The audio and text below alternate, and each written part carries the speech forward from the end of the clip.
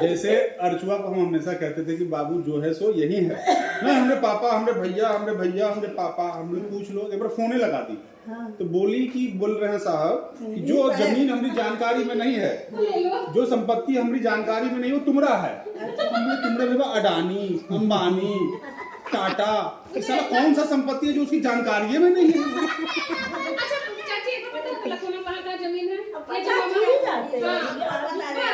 मैंने हम अपना कोई खेत में हम खड़ा थोड़ी रहते कि हमें कौन सा खेत है जानकारी में। आप क्या हल दीजिएगा, कोर्ट देगा, आप क्या कीजिएगा?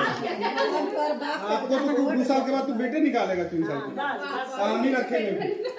टाइम सब आता नहीं रखिया, वो घगरा लिया लावा बुंद के बहुत लाठी भी बजावे कि बेटे खोजो है, बेटे दौलत रुपया का अपन बेटवा कत्ता पियार लगा है।